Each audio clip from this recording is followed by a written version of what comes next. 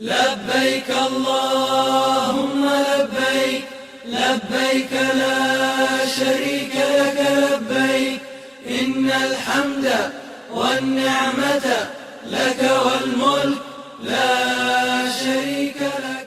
بسمillahirrahmanirrahim. السلام علیکم. ساری تعریفیں، تمام حمد و ثنا، سب مدحتیں اس خدائے بزرگ و برتر کے نام کہ جس کے قبضہ قدرت میں تمام جہانوں کے تمام نظام. درود اور سلام حضرت محمد مصطفیٰ صلی اللہ علیہ وآلہ وسلم، ان کی آل اور ان کے اصحاب پر. رب اشرح لی صدری ویسر لی امری واحلل عقدۃ من لسانی یفقہوا قولی.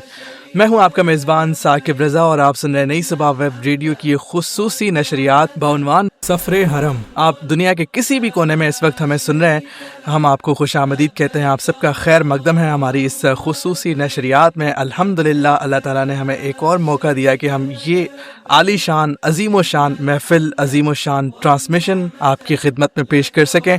بصیرت رمضان کی طرز پر یہ نشریات ہم لے کر آپ کی خدمت میں حاضر ہوئے ہیں. تو اس بار بھی ہمارے ساتھ ہمارے دوست، ہمارے بھائی، ہمارے کولیگز موجود ہوں گے. تو بہت ساری چیزیں اس ٹرانسمیشن کا حصہ ہیں جو کہ ہم آپ کو گائے بگائے بتاتے رہیں گے. ابھی ہم تلاوت کلام پاک سے آغاز کرتے ہیں. روزانہ میں آپ کو یہ ابتدا میں بتاتا چلوں کہ انشاءاللہ یہ ہمارا 4 دن کا سفر ہے. 4 دن ہم حج کے حوالے سے، خصوصی ایام کے حوالے سے بات کریں گے کہ ان لمحات میں ہمیں کیا کرنا چاہیے. اور حجاج کرام جو ماشاءاللہ سینکڑوں نہیں، ہزاروں نہیں بلکہ لاکھوں کی تعداد میں الحمدللہ یہ سعادت حاصل کرتے ہیں. اللہ تعالیٰ جلد ہمیں بھی خانہ کعبہ اور مدینہ منورہ کی زیارت نصیب کرے. تو بہت ساری چیزیں اس پروگرام، اس نشریات کا حصہ ہیں. تلاوت کلام پاک سے آغاز کرتے ہیں. قاری صفوان کاظمی صاحب ہمارے ساتھ موجود ہیں. ہم ان سے گزارش کرتے ہیں کہ متعلقہ آیات سے محفل کا باقاعدہ آغاز کیجیے گا. جناب قاری صفوان کاظمی صاحب. اعوذ باللہ من الشیطان الرجیم، بسم اللہ الرحمن الرحیم. والفجر وليال عشر والشفع والوتر والليل إذا يسر هل في ذلك قسم لذي حجر ألم تر كيف فعل ربك بعاد إرم ذات العماد التي لم يخلق مثلها في البلاد وثمود الذين جابوا الصخر بالواد وفرعون ذي الأوتاد الذين طغوا في البلاد فأكثروا فيها الفساد فصب عليهم ربك صوت عذاب إن ربك لبالمرصاد صدق اللہ العظیم. جزاک اللہ، جزاک اللہ، سبحان اللہ. یہ تھے جناب قاری صفوان کاظمی صاحب جو کہ تلاوت کلام پاک سے آغاز کر رہے تھے. اگلے 4 دن ہم آپ کے ساتھ ہیں، یعنی اگلے 3 دن اور آج کا دن ملا کے 4 دن کی یہ خصوصی نشریات آپ سن رہے ہیں نئی صبح ویب ریڈیو کے پلیٹ فارم سے. جہاں نئی صبح ویب ریڈیو آپ کے لیے زبردست پروگرامز لاتا ہے، وہیں یہ ریلیجس ٹرانسمیشنز کو بھی آپ بہت سراہتے ہیں، پسند کرتے ہیں. تو ایک اور یہ سلسلہ ہمارا، اور ہم کافی عرصے سے چاہ رہے تھے کہ اس طرز پہ بھی کوئی نشریات ہونی چاہیے. تو الحمدللہ اس بار ہم نے یہ محفل سجا لی ہے حج کے موقع پر. اور حج کے کیا ارکان ہیں، حج کی تیاریاں کیسے ہوتی ہیں، یہ ساری چیزیں ہم یہاں پر ڈسکس کریں گے. اور خانہ کعبہ کی جو ہسٹری ہے، تاریخ ہے، اس کے حوالے سے بات ہوگی. حضرت ابراہیم علیہ السلام سے جڑے ہوئے جو قصے ہیں وہ ہم اس ٹرانسمیشن میں شامل کریں گے.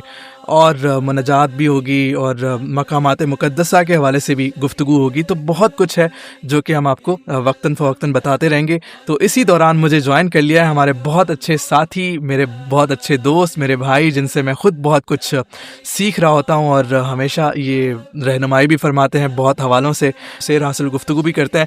تو میرے ساتھ موجود ہیں قبلہ جناب طلحہ انعام صاحب. السلام علیکم. وعلیکم السلام. کیسے ہیں ثاقب بھائی آپ؟ اللہ کا شکر الحمدللہ. میں نے کہا کہ ابتدا میں ہی آپ کو دعوت دے دوں، آگے تو آپ کے ساتھ باقاعدہ سیگمنٹس ہوں گے.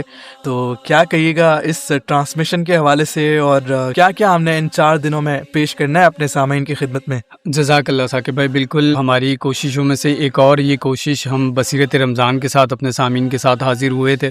الحمدللہ اللہ تعالیٰ نے ہمیں اس بار یہ سعادت بھی بخشی کہ ہم حج ٹرانسمیشن جو ہے وہ بھی اسٹارٹ کر رہے ہیں اور اللہ تعالیٰ قبول فرمائے. اچھا ہم اپنے سامعین کو بتا دیں کہ ہمارا یہ جو 4 دن کی ٹرانسمیشن کرنے کا مقصد ہے اور جو چیزیں ہم ڈسکس کرنے والے ہیں ان کی ترتیب کیا ہو سکتی ہے.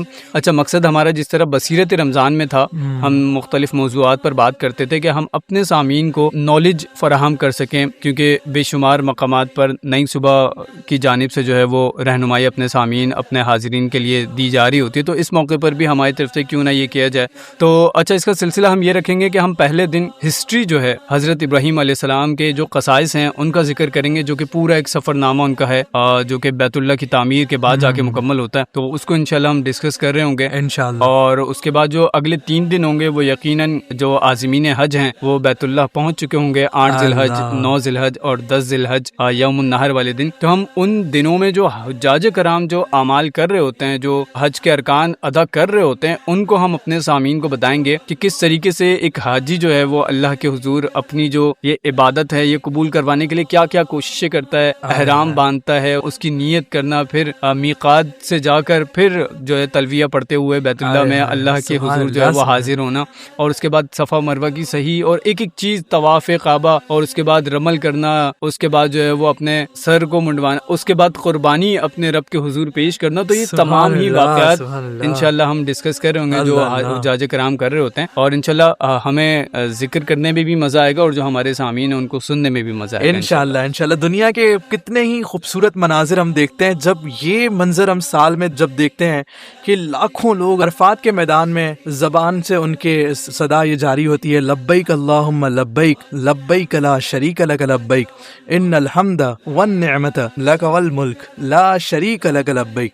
تو اس سے اچھا کوئی منظر ہو نہیں سکتا کہ امت مسلمہ فرزندان توحید جب ساتھ جمع ہو کر اس طرح خدا وند تعالیٰ کی حمد اور اس کے آگے گرگرانا اور دعائیں کرنا, معافیاں مانگنا, بخشش کروانا, تو اس سے اچھا کوئی منظر دنیا کا کوئی اور ہو نہیں سکتا.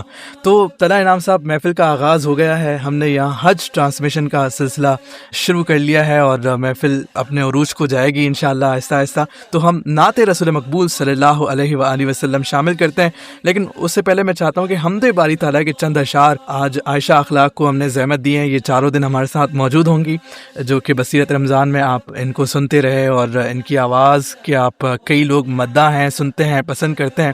ہم نے ان کو زحمت دی کہ آپ یہاں آئیں اور بصیرت حج کا آپ حصہ بنیں. تو ہم ان سے سنتے ہیں حمدیہ کلام کے چند اشعار. کعبے کی رونق, کعبے کا منظر, اللہ اکبر, دیکھوں تو دیکھیں جاؤں برابر, اللہ اکبر, یہ کلام سنتے ہیں اور اس کے بعد اپنی محفل کو جاری رکھتے ہیں.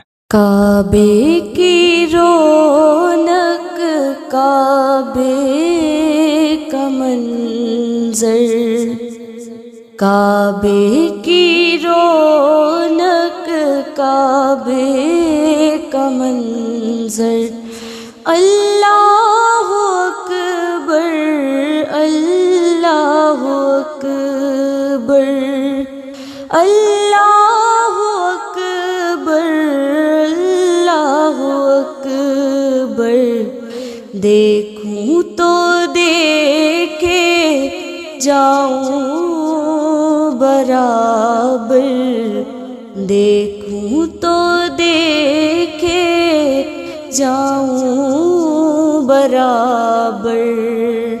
اللہ اکبر, اللہ اکبر, اللہ اکبر, اللہ اکبر. حیرت سے خود کو کبھی دیکھتا ہوں, حیرت سے خود کو کبھی دیکھتا ہوں, اور دیکھتا ہوں کبھی میں حرم کو. لایا کہاں مجھ کو میرا مقدر, لایا کہاں مجھ کو میرا مقدر اللہ اکبر اللہ اکبر اللہ اکبر اللہ اکبر حمد خدا سے تر ہے زبانیں حمد خدا سے تر ہے زبانیں کانوں میں رس گھولتی ہے اذانیں بس ایک صدا آ رہی ہے برابر بس ایک صدا آ رہی ہے برابر اللہ اکبر اللہ اکبر اللہ اکبر اللہ اکبر مانگی ہے میں نے جتنی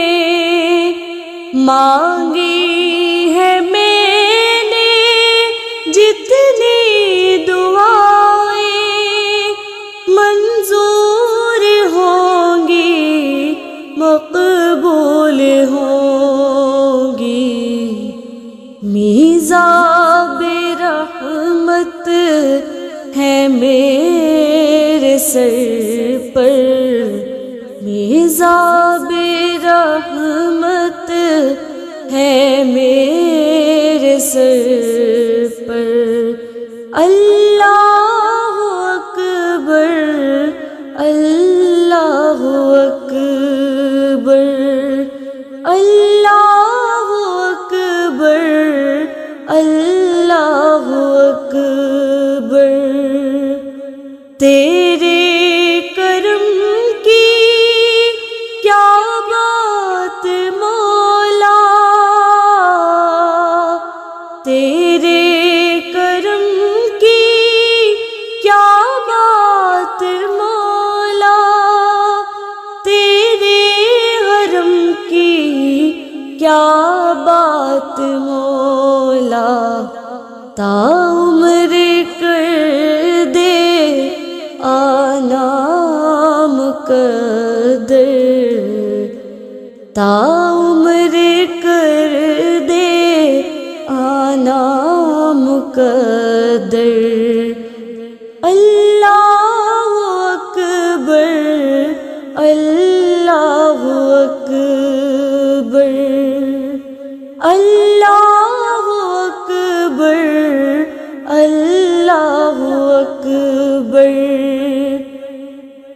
یاد آ گئی جب اپنی خطائیں یاد آ گئی جب اپنی خطائیں اشکوں میں ڈھلنے لگی التجائیں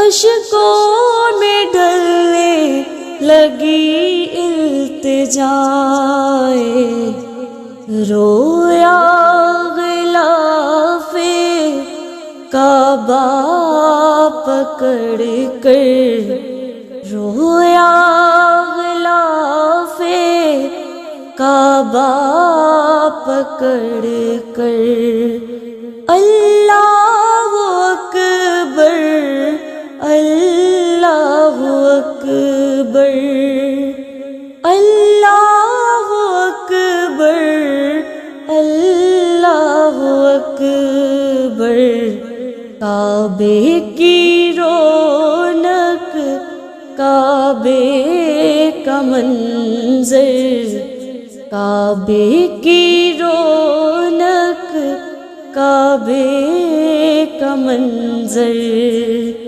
اللہ اکبر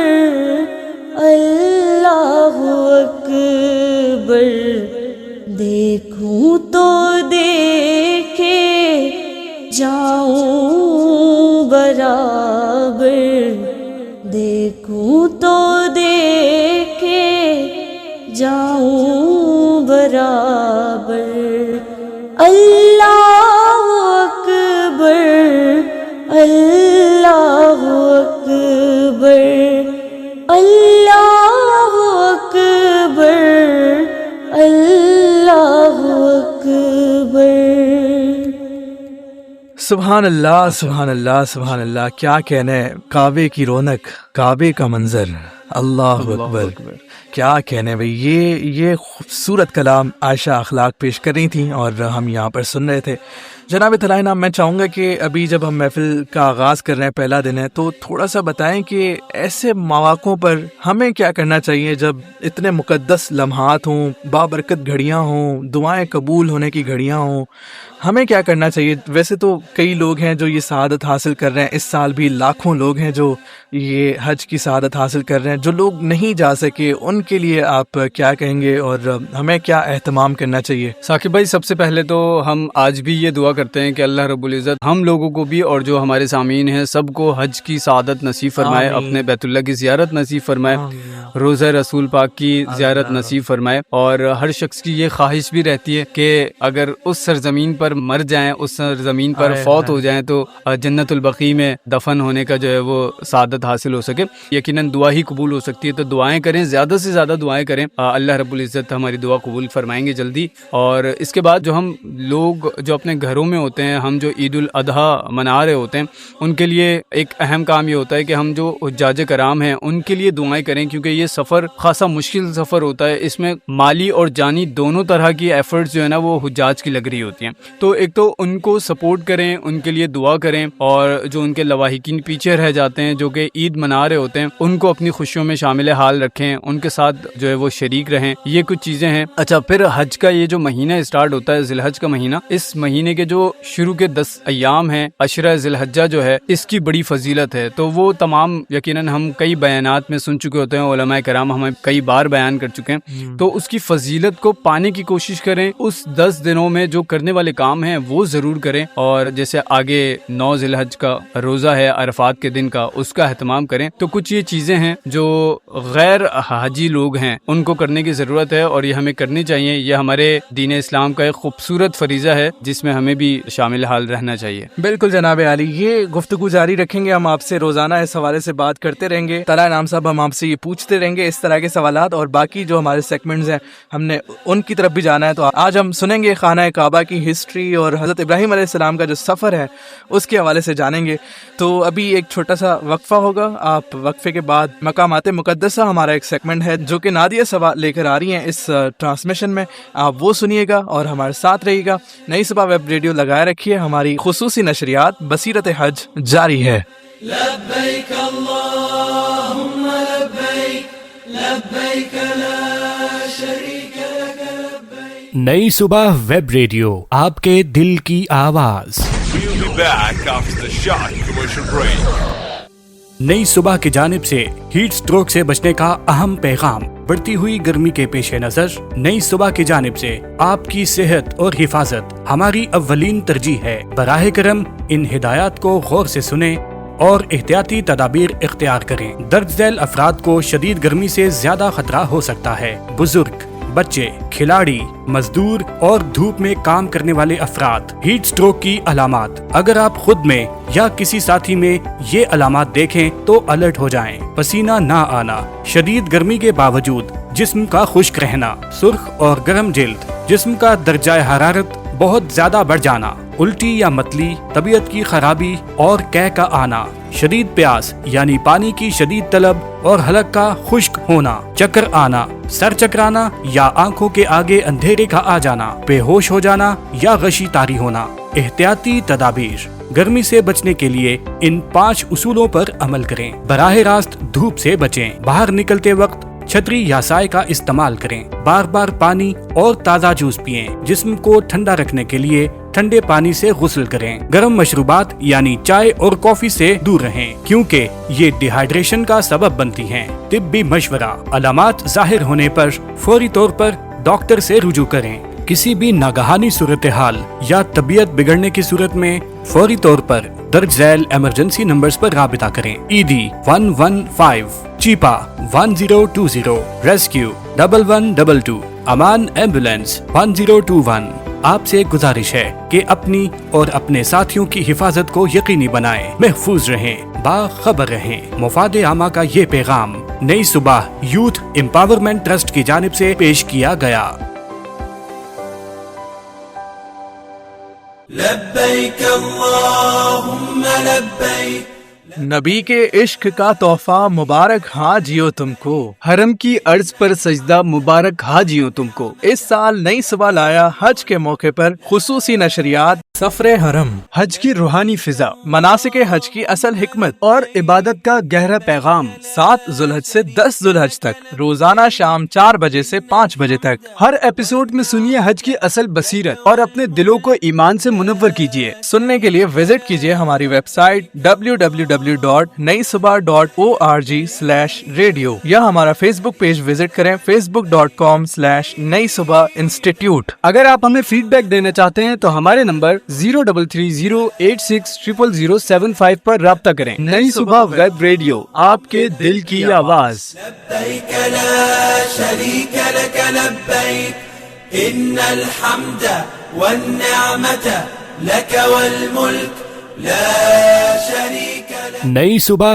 वेब रेडियो, आपके दिल की आवाज। लब्बैक अल्लाहुम्मा लब्बैक लब्बैक ला शरीक लक लब्बैक इन्नल हम्द वन निअमत लक वल मुल्क ला शरीक लक।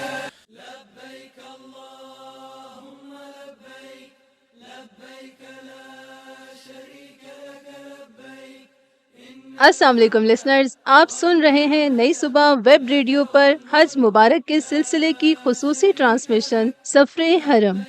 उम्मीद है आप सब बिल्कुल ठीक ठाक होंगे। मैं हूं नादिया और आपके लिए लेकर आई हूं इस खुसूसी ट्रांसमिशन में स्पेशल डॉक्यूमेंट्री सेगमेंट मकामाते मुकद्दसा, जिसमें हम मुसलमानों के मुकद्दस मकामात के बारे में जानेंगे। यूँ तो मक्का मुअज़्ज़मा और मदीनतुल मुनव्वरा की सैर पर निकलें तो हर मकाम ही ऐसा है जिसे देखने, उसके बारे में जानने और वहाँ रुकने के लिए हर मुसलमान का दिल बेचैन रहता है। वक्त की कमी के बायस हम इनमें से कुछ मकामात को शामिल करेंगे और इसी सिलसिले में आज हम बात करेंगे मुसलमानों के सबसे मुकद्दस मकाम, हमारे सजदों के मरकज़ काबतुल्लाह के बारे में। तो चलिए इस सफ़र को शुरू करते हैं और जानते हैं बैतुल्लाह शरीफ काबतुल्लाह के बारे में। लब्बैक अल्लाहुम्मा लब्बैक की सदाएं लब पर थीं और हम मस्जिदुल हराम में दाखिल हो रहे थे। दालान में पहुँचे तो सामने खाना काबा था। खाना काबा, बैतुल्लाह शरीफ, बैतुल हराम, बैतुल अतीक, दुनिया के बुत कदों में खुदा का पहला घर। बारी ताला की बारगाह, वो बारी ताला जो मालिकुल मुल्क है, जो बादशाहों का बादशाह, अहकमुल हाकिमीन, मालिकुन नास, रब्बुन नास, इलाहुन नास। बैतुल हराम, उसी अरहमुर राहिमीन का दरबार, ला मकान का मकान। खाना खुदा, जीनत बज़्म अर्ज़ी और वो क़िबला जो हमारे ला मकान का क़िबला नुमा है।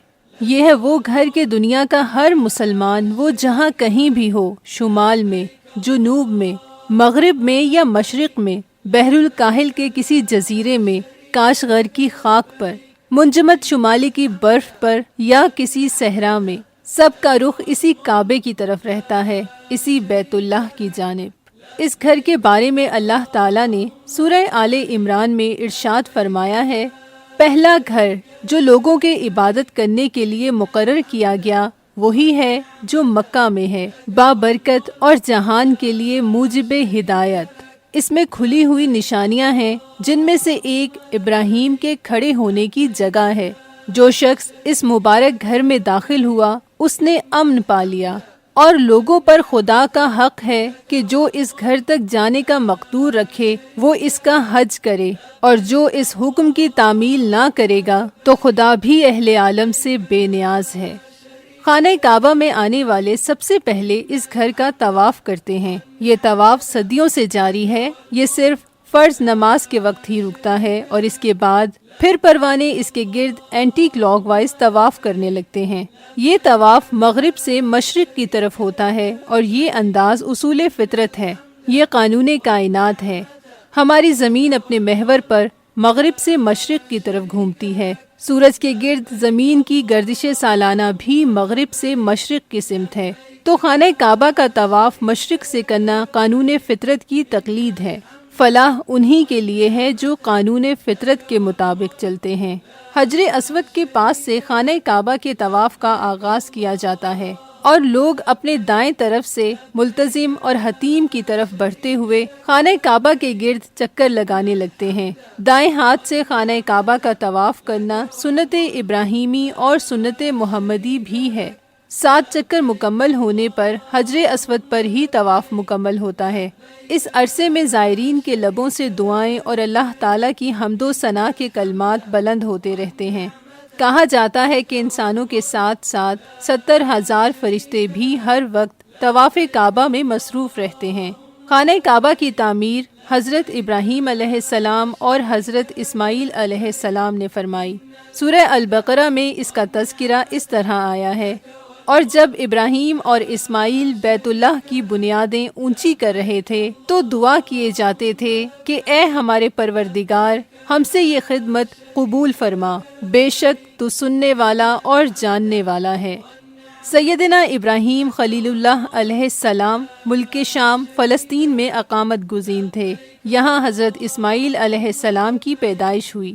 حضرت اسماعیل علیہ السلام ابھی شیر خوار ہی تھے کہ رب کائنات نے ارشاد فرمایا کہ اے خلیل، ہم کعبۃ اللہ کی تطہیر اور تعمیر کرنا چاہتے ہیں اور اس خدمت پر آپ کو مامور کیا جاتا ہے۔ ہم اس کی نشاندہی کر دیں گے، آپ اسے پاک صاف کر کے طواف اور نماز سے آباد کریں اور اپنے چہیتے لخت جگر اور رفیق حیات کو اس سنسان بیابان میں چھوڑ آئیں۔ تاریخ میں ہے کہ جبریل امی براق لے کر حاضر ہوئے اور سیدنا ابراہیم علیہ السلام اپنی زوجہ مکرمہ اور شیر خوار بچے کے ساتھ اس تاریخی سفر پر روانہ ہوئے۔ چلتے چلتے آپ ایک ایسی خطہ زمین پر پہنچ گئے جس میں ہر طرف خشک اور بے آب و بیابان گھاٹیاں تھیں۔ یہی ان کا گوہر مقصود اور مطلوب محبوب جگہ مکہ مکرمہ تھی۔ بیت اللہ شریف کی جگہ اس وقت ایک ناہموار سرخ ٹیلے کی شکل میں تھی، جسے دیکھ کر حضرت ابراہیم علیہ السلام نے جبریل امی سے دریافت کیا، کیا یہی جگہ بیت اللہ کی ہے جس کی تعمیر کا ہمیں حکم ملا ہے؟ جبریل علیہ السلام نے فرمایا، اس سرخ ٹیلے کی جگہ آپ کو بیت اللہ شریف تعمیر کرنا ہے۔ اس وقت وہاں نہ کوئی انسانی آبادی تھی، نہ پانی کا نام و نشان تھا اور نہ ہی زندگی کی بقا کا کوئی ظاہری وسیلہ نظر آتا تھا۔ حضرت ابراہیم علیہ السلام نے اس لمحے اللہ تعالیٰ سے دعا کی، اے رب، میں اپنی اولاد کو تیرے محترم گھر کے قریب ایک چٹیل میدان میں جو ناقابل زراعت ہے آباد کرتا ہوں تاکہ وہ نماز کا اہتمام کریں۔ تو لوگوں کے دلوں کو ان کی طرف مائل کر دے اور انہیں پھلوں سے رزق مرحمت فرما تاکہ تیرے شکر گزار ہوں۔ بیت اللہ کو کعبہ اس لیے کہتے ہیں کہ اس کی شکل مکعب ہے۔ یہ ہلکے نیلے رنگ کے سخت پتھر سے تعمیر ہوا ہے۔ بیت اللہ زمین سے 15 میٹر بلند ہے۔ حتیم کی جانب اور اس کے مقابل والی دیواریں 35 فٹ لمبی، دروازے والی اور مغربی دیواریں 40 فٹ لمبی ہیں۔ خانہ کعبہ کا دروازہ مطاف سے 6 فٹ بلند ہے اور دروازے کی بلندی 6.5 فٹ ہے۔ دروازے کے بائیں جانب حجر اسود ہے جو 5 فٹ کی بلندی پر نصب ہے۔ کعبے کی تعمیر میں سیاہی مائل بھورے پتھر کے ردے استعمال کیے گئے ہیں۔ یہ مکہ معظمہ کے ارد گرد کے پہاڑوں سے تراشے گئے ہیں۔ عمارت کی کرسی سنگ مرمر کی ہے جو 10 انچ اونچی ہے اور یہ 1 فٹ دروازے سے باہر نکلی ہوئی ہے۔ کعبہ مکرمہ کی عمارت کے اندر سیڑھی ہے جو اوپر چھت تک جاتی ہے۔ کعبے کی 2 چھتیں ہیں اور ان کے درمیان تقریباً 1.5 میٹر کا فاصلہ ہے۔ کعبے کی چھت پہلے لکڑی کی تھی جو بوسیدہ ہونے کے باعث ٹوٹ رہی تھی۔ 1377 ہجری میں جب اس کی مرمت کا کام ہوا تو دونوں چھتیں کنکریٹ کی بنائی گئیں۔ بیت اللہ کی اندرونی اونچائی 8.32 میٹر ہوتی ہے۔ کعبۃ اللہ کے اندر کی دیواروں پر نچلے حصے میں سنگ مرمر کا کام ہے اور اوپر کے حصے پر سرخ رنگ کا غلاف لگا ہوا ہے۔ حتیم کی طرف کی دیوار میں پتھر بھی لگے ہوئے ہیں، اندر 3 ستون بھی لگے ہوئے ہیں اور اس کے ساتھ ساتھ قدیم چھت کے 3 شہتیر بھی ہیں۔ ایک طرف وہ برتن رکھے ہوئے ہیں جو غسل کعبہ کے وقت استعمال ہوتے ہیں۔ خانہ کعبہ میں رکن یمانی کے طرف والی دیوار کے ساتھ نبی کریم صلی اللہ علیہ وآلہ وسلم کا مصلی ہے۔ کعبۃ اللہ کا اندرونی فرش وادی فاطمہ کے پتھروں سے بنا ہوا ہے۔ حتیم کے طرف کی دیوار پر اندر سے اوپر جانے کے لیے زینہ بنا ہوا ہے۔ خانہ کعبہ میں حجر اسود اور باب کعبہ کے درمیان کا حصہ ملتزم کہلاتا ہے۔ اس حصے میں اور باب ملتزم کی چوکھٹ پر ہاتھ رکھ کر لوگ دعائیں کرتے ہیں۔ ملتزم اس جگہ کو کہتے ہیں جس سے چمٹا جائے۔ یہاں لوگ گڑ گڑاتے ہوئے اپنے رب کے حضور پہنچ کر عطا و بخشش کے طلبگار ہوتے ہیں۔ کعبے کے مرکز سے اگر 4 لکیریں 4 کونوں یعنی ارکان سے گزاری جائیں تو وہ قطب نما کی چاروں جہتوں کا پتہ دیتی ہیں۔ چاروں دیواروں کے مرکزوں سے عمودی خط کھینچے جائیں تو ان کے سمت شمال مشرق، شمال مغرب، جنوب مغرب اور جنوب مشرق ہوگی۔ شمالی کونا رکن عراقی کہلاتا ہے، مغربی رکن رکن شامی، جنوبی رکن یعنی کنارہ رکن یمانی اور مشرقی رکن کے یہاں حجر اسود نصب ہے رکن اسود کہلاتا ہے۔ خانہ کعبہ کا دبی سیاہ غلاف جس کے درمیان میں سنہری حروف سے لکھی ہوئی آیات اور اللہ تعالیٰ کے اسماء مبارکہ کا حاشیہ اور گلکاری ہے، یہ حسن کا مرقع پیش کرتا ہے۔ تاریخ میں ہے کہ یمن کے بادشاہ تبو ہنیری کو یہ اعزاز حاصل ہے کہ اس نے سب سے پہلے بیت اللہ پر غلاف چڑھایا۔ یہ آمد اسلام سے 9 صدی پہلے کا واقعہ ہے۔ قریش مکہ ریشم کا غلاف بنایا کرتے تھے۔ حضور اکرم صلی اللہ علیہ وآلہ وسلم نے یمانی اور مصر کی قبطی چادر کا غلاف چڑھایا۔ حضرت امیر معاویہ رضی اللہ تعالیٰ عنہ نے دیبا کا غلاف چڑھایا۔ بنو امیہ کی طرف سے دیبا کا غلاف چڑھایا جاتا تھا۔ خلیفہ مامون الرشید عباسی سال میں 3 مرتبہ خانہ کعبہ کے غلاف بدلتا تھا۔ مہدی عباسی حج کے لیے آیا تو اس نے دیکھا کہ بیت اللہ غلافوں سے اٹا پڑا تھا۔ اس نے تمام پرانے غلاف اتروا دیے اور صرف ایک غلاف رہنے دیا۔ عباسی خلفاء نے غلاف خانہ کعبہ کے لیے سیاہ رنگ مخصوص کر دیا۔ اس وقت سے اب تک غلاف کا یہی رنگ ہے۔ حج کے دن یوم عرفہ پر خانہ کعبہ کو احرام پوش کیا جاتا ہے اور اس پر سفید غلاف چڑھایا جاتا ہے۔ غلاف کعبہ کا رنگ مختلف ادوار میں تبدیل ہوتا رہا۔ اس دور کے بادشاہوں کے جھنڈے کے مطابق غلاف چڑھایا جاتا تھا۔ 1184 عیسوی میں غلاف کعبہ کا رنگ سبز تھا۔ آل سعود کے دور میں غلاف کعبہ مصر میں بنایا جاتا تھا اور مصر کے زرخیز علاقے کے 5 دیہات کا محصول اس کی تیاری کے لیے وقف تھا۔ 1 سال غلاف کعبہ پاکستان میں بھی تیار ہوا۔ پھر اس کے بعد 1957 میں غلاف کعبہ کی تیاری کے لیے مکہ معظمہ میں کارخانہ قائم کیا گیا۔ 1977 میں اسے جدید مشینری سے آراستہ کیا گیا اور 250 کاریگر سارا سال کام کر کے 2 شاندار غلاف تیار کرنے لگے۔ اس میں 700 کلوگرام خالص ریشم لگتا ہے۔ غلاف کا سیاہ دبیز 1 گز چوڑا کپڑا تیار کیا جاتا ہے۔ 6 مرحلوں میں 50 تھان میں 650 میٹر کپڑا تیار ہوتا ہے۔ غلاف کے اندرونی حصے میں سفید موٹے کپڑے کا استر لگایا جاتا ہے جو 5 ٹکڑوں پر مشتمل ہوتا ہے۔ 4 ٹکڑے خانہ کعبہ کی دیواروں کے غلافوں کے نیچے لگتے ہیں اور 5واں حصہ باب کعبہ کے خصوصی غلاف کے نیچے لگایا جاتا ہے۔ غلاف کعبہ کی لمبائی 7.5 میٹر اور چوڑائی 4 میٹر ہوتی ہے۔ سنہری پٹیوں سے 16 قطعات تیار کر کے غلاف پر لگائے جاتے ہیں۔ یہ غلاف اتنا دبیز ہوتا ہے کہ اس کا وزن 2 ٹن ہوتا ہے اور اس وزن میں ایک حصہ خالص سونے کا بھی ہوتا ہے۔ ذی الحج کی ابتدائی تاریخوں میں غسل کعبہ کی تقریب کے بعد حج سے پہلے نیا غلاف زیب کعبہ کیا جاتا ہے۔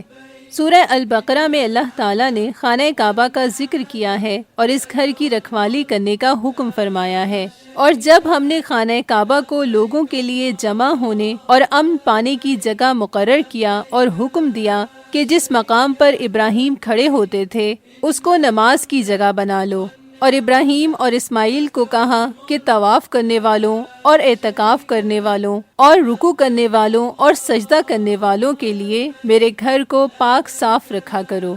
خانہ کعبہ کی عمارت کئی بار زمانے کے حوادث کا شکار بھی بنی۔ کئی بار یہاں سیلاب آیا۔ ایک بار یمن کا حکمران ابرہہ، جس نے خانہ کعبہ کے مقابلے میں اپنے ہاں ایک محل بنایا تھا حج کے لیے کہ لوگ اس کا حج کریں، اس ارادے سے ایک لشکر لے کر آیا کہ خانہ کعبہ کو گرا دے۔ مکے کے قریب پہنچ کر اس کا لشکر خیمہ زن ہوا۔ اس وقت دریا کی طرف سے پرندوں کے غول آتے دکھائی دیے۔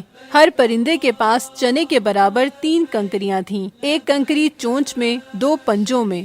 پرندے ابرہہ کے لشکر پر چھا گئے اور اس پر کنکریوں کی بارش کر دی۔ جب یہ واقعہ ہوا وہ سال عام الفیل کہلاتا ہے۔ کنکریوں میں کچھ ایسا زہر تھا جو ہاتھیوں اور لشکر والوں کے جسم میں کچھ اس طرح پیوست ہوا کہ سارا بدن گل گل کے ٹکڑے ٹکڑے ہو گیا۔ سورہ فیل اس پورے واقعے کو بیان کرتی ہے۔ تم نے دیکھا نہیں کہ تمہارے رب نے ہاتھی والوں کے ساتھ کیا کیا؟ کیا اس نے ان کی تدبیر کو اکارت نہیں کر دیا اور ان پر پرندوں کے جھنڈ بھیج دیے جو ان کے اوپر پکی ہوئی مٹی کے پتھر پھینک رہے تھے، پھر ان کا یہ حال کر دیا کہ جیسے کھایا ہوا بھوسا۔ خانہ کعبہ اپنے حسن کے ساتھ جلوہ گر ہوتا ہے، اس کو دیکھیے تو جی نہیں بھرتا، اور خانہ کعبہ کو دیکھتے رہنا بھی عبادت ہے، اس کا بھی ثواب ہے۔ خانہ کعبہ کے نظارے صحن حرم سے، بالکنیوں سے اور قریب ہی صفا اور مروہ کے درمیان کے راستوں پر لگے ستونوں کے پیچھے سے ایک عجب ہی لطف دیتے ہیں، اور اس لطف و کرم کی معراج طواف ہے، جب پروانے ایک روشن چراغ کے گرد چکر لگاتے ہیں اور اپنے رب کے حضور حاضری کی صدا لگاتے ہیں۔ لسنرز، یہ تھا آج کا سیگمنٹ۔ امید ہے آپ سب کے لیے معلوماتی رہا ہوگا۔ آپ سے انشاءاللہ کل پھر ملاقات ہوگی ایک اور مقام کی سیر کے ساتھ۔ تب تک کے لیے مجھے اجازت دیجیے۔ سفر حرم ٹرانسمیشن کا سلسلہ ابھی جاری ہے، سنتے رہیے نئی صبح ویب ریڈیو۔ لبیک اللہم لبیک لبیک لا شریک لک لبیک ان الحمد والنعمت لک والملک لا شریک لک۔ نئی صبح ویب ریڈیو، آپ کے دل کی آواز۔ لبیک اللہم لبیک۔ نبی کے عشق کا تحفہ مبارک ہاں جیو تم کو، حرم کی عرض پر سجدہ مبارک حاجیوں تم کو۔ اس سال نئی صبح لایا حج کے موقع پر خصوصی نشریات سفر حرم، حج کی روحانی فضا، مناسک حج کی اصل حکمت اور عبادت کا گہرا پیغام، 7 ذوالحج سے 10 ذوالحج تک، روزانہ شام 4 بجے سے 5 بجے تک۔ ہر ایپیسوڈ میں سنیے حج کی اصل بصیرت اور اپنے دلوں کو ایمان سے منور کیجیے۔ سننے کے لیے وزٹ کیجیے ہماری ویب سائٹ www.naisobah.org/radio یا ہمارا فیس بک پیج وزٹ کریں facebook.com/نئی صبح انسٹیٹیوٹ۔ اگر آپ ہمیں فیڈ بیک دینا چاہتے ہیں تو ہمارے نمبر 0330860075 پر رابطہ کریں۔ نئی صبح ویب ریڈیو، آپ کے دل کی آواز۔ لبیک لا شریک لک لبیک ان الحمد والنعمت لک والملک لا شریک لک۔ نئی صبح ویب ریڈیو، آپ کے دل کی آواز۔ لبیک اللہم لبیک لبیک لا شریک لک لبیک ان الحمد والنعمت لک والملک لا شریک لک۔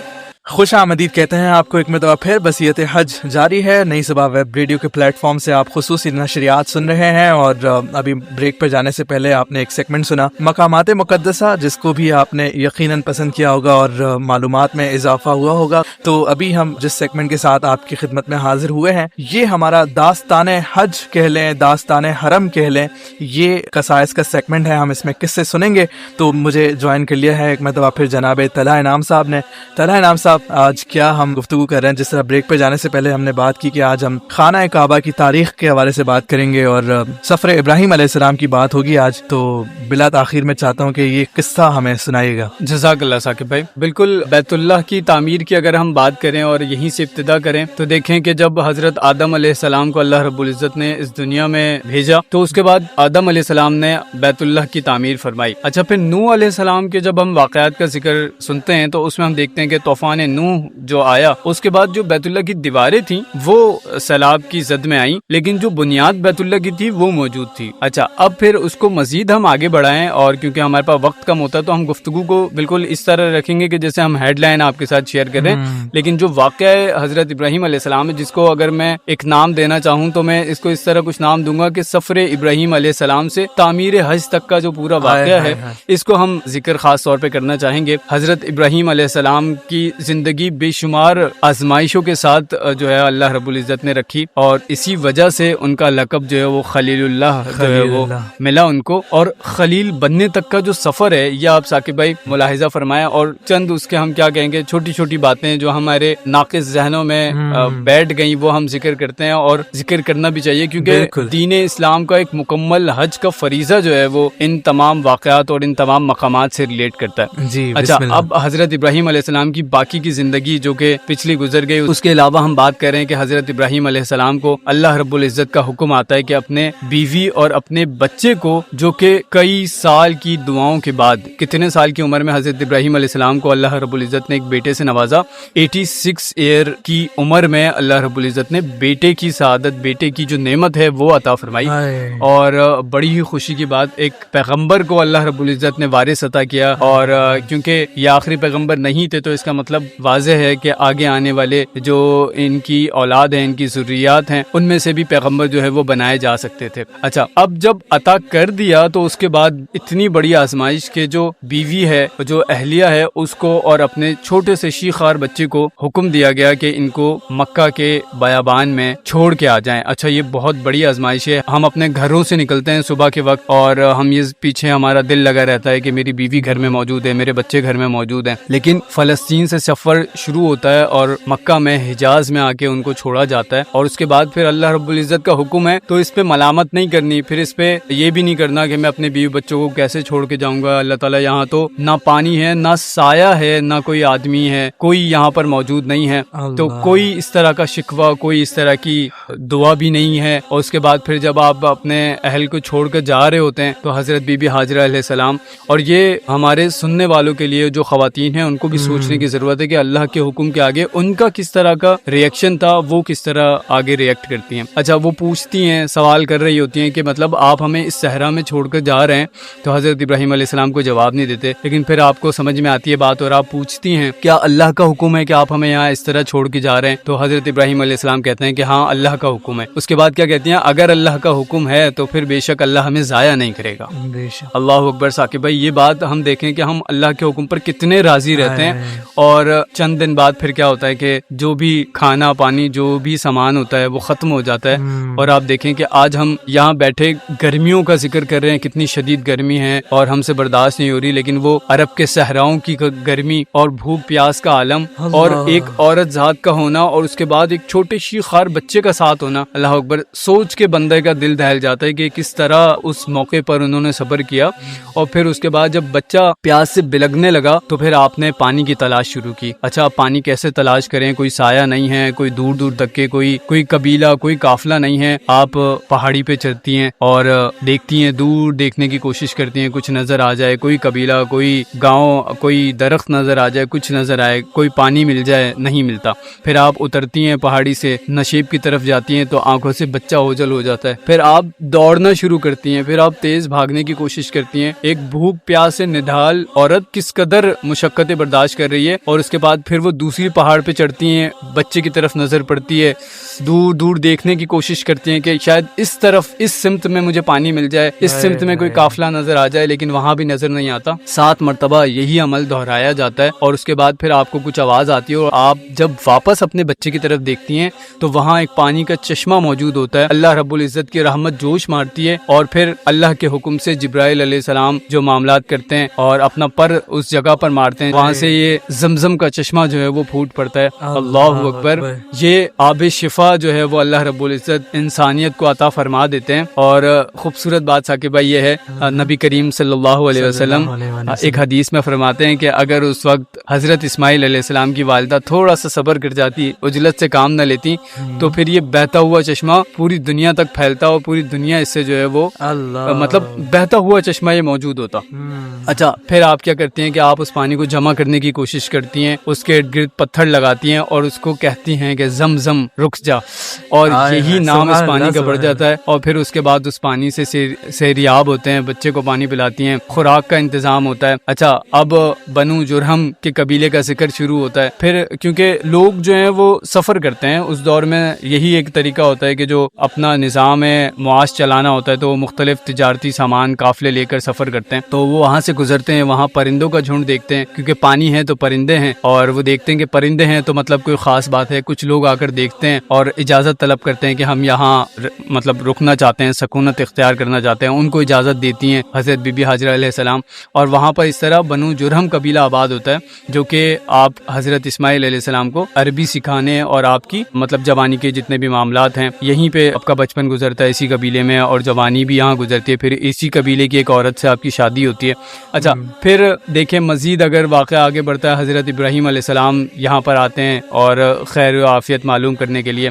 اچھا, یہ آپ نے دیکھا کہ اس پورے واقعے میں کئی مراحل ایسے طے ہوئے جو ہم نے کہا. صفا مروہ کی حضرت ہاجرہ علیہ السلام نے دوڑ کر سعی کی, جو آج ہم عازمین حج جو ہے اس کو اپنا ہمارے دین اسلام کا حصہ بنا ہوا ہے, اور ہم اس کو جو ہے فرائض کو پورا کر رہے ہوتے ہیں. عمرہ کرنے والے بھی پورا کرتے ہیں, حاجی بھی پورا کرتے ہیں اس کو. تو یہ وہ سفر تھا جو حضرت ہاجرہ کا جو انہوں نے سفر کیا, وہ ہمارے فرائض کا, ہمارے اس بڑے فریضے کا حصہ بن گیا. اچھا, پھر جب حضرت ابراہیم علیہ السلام دیکھتے ہیں کہ آپ کا بیٹا جو ہے وہ بڑا ہو گیا, اور یقین مانے ثاقب بھائی, ہمارے سامعین بھی جانتے ہوں گے, جب بچہ بڑا ہو جاتا ہے, تھوڑا بڑا ہونے لگتا ہے, باتوں کو سمجھنے لگتا ہے, کھیلنے کودنے لگتا ہے, تو آپ کو ایک سپورٹ ہوتی ہے, ایک ہمت کا احساس ہوتا ہے کہ میرے ساتھ کوئی ہے, موجود ہے, جو میرا سہارا بنے گا, جس نے میرے معاملات آگے دیکھنے ہیں. اور اس وقت اللہ رب العزت دوسری آزمائش جو ہے وہ حضرت ابراہیم علیہ السلام کو دے دیتے ہیں کہ آپ خواب میں دیکھتے ہیں, اور پیغمبروں کے جو خواب ہوتے ہیں وہ بھی وہی ہوتے ہیں. اللہ اکبر. میں سوچتا ہوں تو کیا حضرت ابراہیم علیہ السلام پر کیا کیا آزمائشیں اللہ رب العزت نے نازل فرمائی. خواب میں دیکھتے ہیں کہ اپنے بیٹے کو اپنے ہاتھ سے ذبح کر رہے ہیں. اللہ اکبر. ایسا مقام کیا اگر آج کے دور میں کوئی باپ دیکھے تو اس کا دل دہل جائے. بالکل, اتنی بڑی آزمائش اللہ رب العزت نے ان کو دی. آپ اپنے بیٹے سے ذکر کرتے ہیں, اور کیا ہی بیٹے ہیں. جواب کیا ملتا ہے آج کے دور میں؟ اگر ہم اپنی بات کریں, ہم اپنے والدین کو ایک گلاس پانی کا بھی اگر اٹھا کے دینا ہو تو ہم شاید دیکھتے ہیں کہ کوئی اور آ کے دے جائے, لیکن وہ آگے سے کیا جواب دیتے ہیں؟ وہ کہتے ہیں ستجدنی انشاءاللہ من الصابرین, کہ ابو آپ کو جو حکم ملا ہے آپ وہ کر جائیں, انشاءاللہ اللہ نے چاہا تو آپ مجھے صبر کرنے والوں میں سے پائیں گے. یہ وہ خواب قربانی کا جو وہ سچا کرتے ہیں, اور قیامت تک کے لوگوں کے لیے اللہ رب العزت اس کو ایک فریضے کا حصہ بنا دیتے ہیں. اور آج ہم جو عید الاضحیٰ پہ قربانی کرتے ہیں, یہ اسی کا ایک پہلو ہے جو کہ اللہ رب العزت نے ہمارے لیے فرض کر دیا. اپنے پیغمبر جلیل القدر پیغمبر حضرت ابراہیم علیہ السلام اور حضرت اسماعیل علیہ السلام کی وہ آزمائش جس میں وہ پورا اترے, ہمارے لیے آج قربانی بھی ایک آزمائش بنی ہوئی ہے جو کہ ہم کر رہے ہوتے ہیں. اور دیکھیں ہمارے لیے کس قدر آزمائش ہوتی ہے قربانی کے وسائل جمع کرنا, پھر اس کے بعد اس میں ریاکاری سے بچنا, پھر اس کو اچھی طرح سے پورا کرنا. اور اللہ رب العزت توفیق عطا فرمائے کہ ہم ایسی قربانی کر سکیں جو کہ قبول ہو جائے اور اللہ رب العزت راضی ہو جائے. آمین آمین. بالکل طلائع نام صاحب یہ گفتگو کو جاری رکھتے ہیں. ابھی مجھے بصیرت رمضان کی طرز پہ چونکہ یہ نشریات ہم کر رہے ہیں تو وہ سارا یاد آ رہا ہے, رمضان کا وہ سفر اور یہ سارا سلسلہ جو ہم آپ کی خدمت میں پورا رمضان لے کر آتے ہیں. اور اس سال ہم نے قرآن اور سائنس کا سیگمنٹ کیا تھا, وہ ساری یادیں تازہ ہو رہی ہیں. اس سے پہلے ہم نے قصص الانبیاء کا یعنی گزشتہ سے پیوستہ برس ہم نے جب کیا تھا تو اس میں ہم قصص الانبیاء لے کر آئے تھے, تو وہ سب یاد آ رہا ہے. تو الحمدللہ آج ایک اور یہ سلسلہ سن کر دیکھ کر طلائع انعام صاحب سے جب بھی ہم سنتے ہیں تو لطف آ جاتا ہے. جس انداز میں یہ بیان کرتے ہیں اللہ تعالیٰ ان کی توفیقات میں علم میں مزید اضافہ کرے. ابھی ہم کلام سنتے ہیں, کلام کے بعد گفتگو مزید جاری رہے گی, اور ٹائم ہمارے پاس بہت کم رہ گیا ہے تو ہم نے گفتگو کو آج کی حد تک وائنڈ اپ بھی کرنا ہے. تو ابھی میں کلام پیش کرتا ہوں. حضور ایسا کوئی انتظام ہو جائے سلام کے لیے حاضر غلام ہو جائے. تو یہ کلام پیش کرتے ہیں اور اس کے بعد پھر گفتگو کو جاری رکھتے ہیں. حضور ایسا کوئی انتظام ہو جائے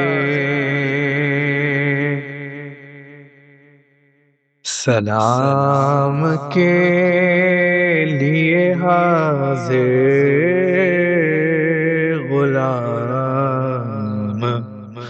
ہو جائے میں صرف دیکھ لوں ایک بار صبح طیبہ کو میں صرف دیکھ لوں ایک بار صبح طیبہ کو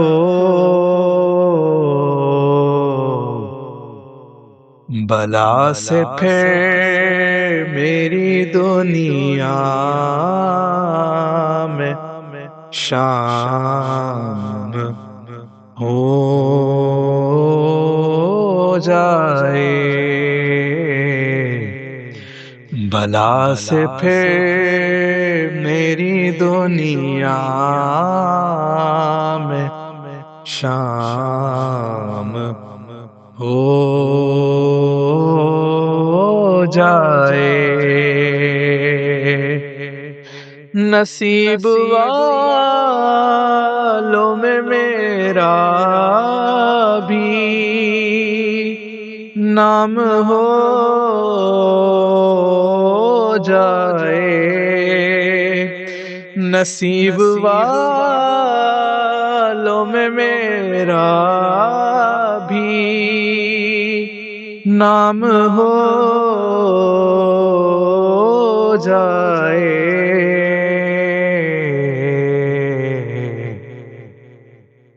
جو زندگی کی مدینے میں شام ہو جائے حضور ایسا کوئی انتظام ہو جائے. سبحان اللہ. جزاک اللہ بہت شکریہ جناب طلائع انعام صاحب. گفتگو جاری ہے ہماری. آج سفر ابراہیم علیہ السلام کے حوالے سے اور خانہ کعبہ کی تعمیر کے حوالے سے گفتگو جاری تھی. تو طلائع انعام صاحب گفتگو کو بس آپ جاری رکھیں کیونکہ ہمارے پاس دامن وقت میں گنجائش بہت کم ہے, تو جلدی سے ہم نے پروگرام کو آگے بڑھانا ہے. جزاک اللہ ثاقب بھائی. بالکل گفتگو جاری تھی اور ہم نے ذکر کیا سفر ابراہیم علیہ السلام سے لے کر, اور اب ہم اپنی گفتگو کا اختتام جو ہے نا وہ تعمیر حج پہ کریں گے. جب ہم نے خواب کا ذکر کر لیا, ہم نے قربانی کا ذکر کر لیا, تو اس کے بعد جو حضرت ابراہیم علیہ السلام کے واقعے میں اور ہمارے لیے ایک تعمیر مکہ کی جو ہسٹری ہے وہ ہمارے سامنے آ جاتی ہے. اور اس کے بعد آپ دیکھیں کہ وہ باپ اور وہ بیٹا دونوں مل کر اللہ رب العزت کے حکم کے بعد بیت اللہ کی تعمیر کرتے ہیں. ان کو حکم دیا جاتا ہے کہ بیت اللہ یہاں پہ آپ نے تعمیر کرنا ہے, اور وہی جو حضرت آدم علیہ السلام کے اس دنیا میں بیت اللہ کو تعمیر کرنے کی جو بنیادیں تھیں, وہی بنیادوں کو اٹھا کر حضرت ابراہیم علیہ السلام بیت اللہ کی تعمیر کرتے ہیں. حضرت ابراہیم علیہ السلام جو ہے وہ اس کو دیواروں کو بناتے ہیں, اور حضرت اسماعیل علیہ السلام پتھر اٹھا کر اپنے والد کو دیتے ہیں. جو ہم نے ذکر کیا کہ ایک باپ کو سہارا ہوتا ہے اپنے بیٹے کا, تو بالکل وہ چیز آپ کو اس واقعے میں نظر آئے گی. اچھا, پھر حجر اسود کا ذکر آتا ہے کہ مکہ میں اس کو جو ہے نصب کیا جاتا ہے. اللہ رب العزت جنت سے وہ پتھر اتارتے ہیں, اور نبی کریم صلی اللہ علیہ وسلم نے فرمایا کہ پتھر جب آیا تھا تو بالکل سفید تھا, اور انسانیت کے گناہ جو ہے وہ اس میں جذب ہوتے گئے. کیونکہ جب ہم حج کی زیارت کے لیے جاتے ہیں تو عمرہ کرنے والے بھی اور جو حجاج کرام ہیں وہ بھی اس پتھر کو چھوتے ہیں, چومتے ہیں. تو اب وہ جو ہے پتھر سیاہ ہو چکا ہے. مزید پھر ہم دیکھیں کہ جس پتھر پر قدم مبارک رکھ کر حضرت ابراہیم علیہ السلام بیت اللہ کی تعمیر کرتے تھے, اور وہ پتھر اللہ کے حکم سے جو ہے وہ بلند ہوتا جاتا تھا, تو اس کی خصوصیت یہ بھی ہے ثاقب بھائی کہ اس پتھر پر جب حضرت ابراہیم علیہ السلام نے اپنے قدم رکھے تو ایک پیغمبر کے قدموں کا اس پتھر کو مس کرنا تھا کہ اس پتھر میں حضرت ابراہیم علیہ السلام کے جو قدم مبارک ہیں ان کے نشانات جو ہیں وہ اس میں ضبط ہو جاتے ہیں، اور وہ مقام ابراہیم کے نام سے آج دنیا جانتی ہے۔ اور ہم دیکھیں قرآن مجید کا مطالعہ کریں تو اللہ رب العزت نے کیا فرما دیا کہ اس پتھر کے پاس آپ نے نماز پڑھنی ہے، مقام ابراہیم کے پاس۔ اچھا، حجاج کرام بھی جانتے ہوں گے، اور جو ہم یہاں بیٹھ کر یہ دعائیں کرتے ہیں کہ اللہ رب العزت ہمیں بھی اپنے گھر کی زیارت نصیب فرمائے۔ ہم سب کی خواہش ہے کہ ہم مقام ابراہیم کے ساتھ جو ہے وہ 2 رکعت نماز ادا کر سکیں، اللہ رب العزت ہمیں توفیق عطا فرمائے۔ اچھا، تو حج کی تعمیر ہونے کے بعد ساتھ ساتھ حضرت ابراہیم علیہ السلام اور حضرت اسماعیل علیہ السلام دعا کرتے رہتے ہیں کہ اللہ رب العزت ہم سے ہماری یہ عبادت، ہم سے ہماری یہ کوشش قبول فرما، بے شک تو ہی سننے والا اور جاننے والا ہے۔ بے شمار آیات میں دعائیں حضرت ابراہیم علیہ السلام کی موجود ہیں۔ اس شہر کو امن کا گہوارہ بنا، اس شہر میں وہ پھل عطا فرما جو کہ دنیا کے کونے کونے میں پائے جاتے ہیں، اور پھر اللہ رب العزت بیت اللہ کی تعمیر کے بعد آپ کو حکم دیتے ہیں کہ آپ ندا دیں، آپ بلائیں لوگوں کو کہ یہاں پر آ کر بیت اللہ پر آ کر اللہ رب العزت کے لیے حج کریں، طواف کریں، صفا مروہ کی سعی کریں۔ اور پھر نبی کریم صلی اللہ علیہ وسلم کے مبعوث ہونے کے بعد وہ سارے واقعات جو ابھی ہم نے ذکر کیے کہ کس طرح حضرت بی بی ہاجرہ علیہ السلام نے صفا مروہ پر دوڑ کر پانی کی تلاش کی، اور زمزم کا پھوٹنا، اور پھر بیت اللہ کی تعمیر، اور یہ سب آج حج کا فریضہ مکمل ہوتا ہے۔ اور جب نیکسٹ ہم انشاءاللہ گفتگو کر رہے ہوں گے تو ہم حجاج کرام کیا کیا فرائض کر رہے ہوتے ہیں وہ پھر انشاءاللہ ہم اس میں ذکر کر رہے ہوں گے۔ بالکل انشاءاللہ۔ بہت بہت شکریہ جناب طلعت انعام صاحب۔ دل چاہتا ہے کہ بس آپ کو سنتے رہیں، لیکن وقت ہمارے پاس بہت مختصر ہوتا ہے، تو ابھی ہم اپنی نشریات کو اختتام کی طرف لے کر جاتے ہیں۔ انشاءاللہ یہ آپ سے ملاقات ہوتی رہے گی، اگلے 3 دن مزید ہم آپ کے ساتھ ہیں، اور یہ بابرکت لمحات، یہ قیمتی لمحات آپ کے ساتھ گزارنے کا ایک بار پھر موقع ہمیں مل گیا ہے۔ یہ مقدس لمحات ہیں، اور بس عبادات کیجئے، اللہ تعالیٰ کو یاد رکھیں۔ اللہ تعالیٰ حرمت والے شہر کعبے کا رب ہے، تو کیا کہیے جناب۔ بس ابھی ہم ٹرانسمیشن کو اختتام کی طرف لے کر جاتے ہیں۔ طلعت انعام صاحب انشاءاللہ پھر آپ کے ساتھ ملاقات ہوتی رہے گی۔ کل کوشش کریں گے کہ حج کے جو ارکان ہیں، کس دن کے حوالے سے کیا چیزیں ہیں، وہ ہم کل ابتدا میں ڈسکس کر لیں گے، اور پھر ہم اپنے یہ قصائص والے سیگمنٹ کو جاری رکھیں گے۔ تو آپ سے انشاءاللہ کل ایک مرتبہ پھر ملاقات ہوگی۔ ٹائم نوٹ کر لیں، یہی ٹائم ہوگا اور یہی پلیٹ فارم ہوگا جب آپ کے ساتھ ایک مرتبہ پھر ملاقات ہوگی۔ انشاءاللہ صحت رہی زندگی رہی تو آپ سے کل ملاقات کرتے ہیں۔ اپنا خیال رکھیے گا۔ ابھی مناجات کا سیگمنٹ ہوگا، اسی کے ساتھ ہی ہماری نشریات اپنے اختتام کو پہنچ جائے گی۔ اللہ حامی ناصر۔ ابھی مناجات کا سیگمنٹ۔ میں بندہ عاصی ہوں، خطا کار ہوں مولا، میں بندہ عاصی ہوں، خطا کار ہوں مولا،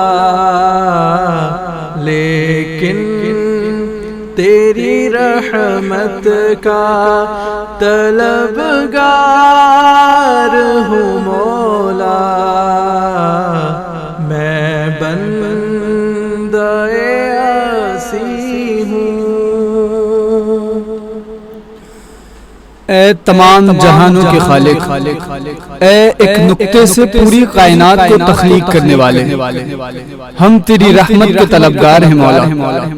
ہم عاجز ہیں، ہم خطا کار ہیں، ہم سیاہ کار ہیں، ہمارے دل زنگ آلود ہیں، ہمارے دلوں کو صاف کر دے مولا، ہمیں معاف فرما دے۔ پھر تو میرے ایمان کو توانائی عطا کر، پھر تو میرے ایمان کو توانائی عطا کر، برسوں نہیں صدیوں اے ابراہیم علیہ السلام کے خالق، اے حبیب اللہ کے پالنے والے، ہم تیری رحمت کے طلبگار ہیں مولا، ہم پر کرم فرما، ہم پہ اپنا انعام فرما، ہمیں ان گناہوں سے، ان چیزوں سے بچا لے جس سے تو ناراض ہوتا ہے، ہمیں وہ سب سکھا دے جس سے تو راضی ہو جائے۔ ایک تیرا اشارہ ہو آسان ہو مشکل، ایک تیرا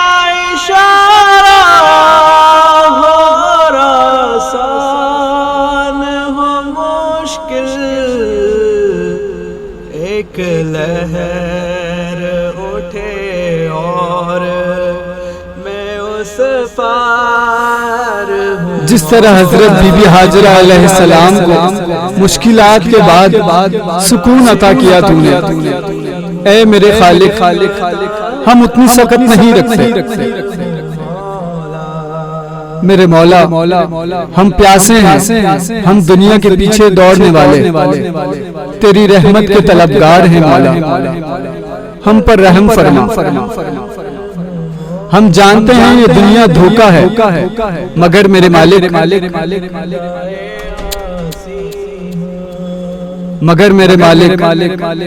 ہم تیرے ہی بندے ہیں، تجھ ہی سے طلب کرتے ہیں، تیری ہی عبادت کرتے ہیں، میرے مولا ہم پر رحم فرما، ہم سے راضی ہو جا۔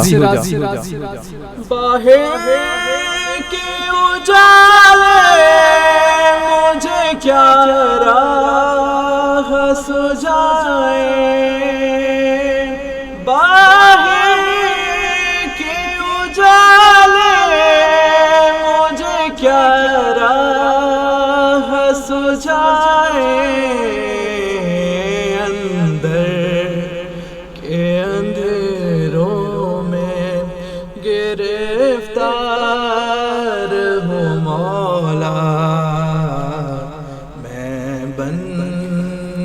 حضرت ابراہیم اور اسماعیل علیہ السلام کی قربانی کو قبول کرنے والے رب، ہم بھی تیرے سامنے قربان کرتے ہیں، ہماری نیت خالص فرما دے، ہماری قربانیاں قبول فرما رہے میرے مولا،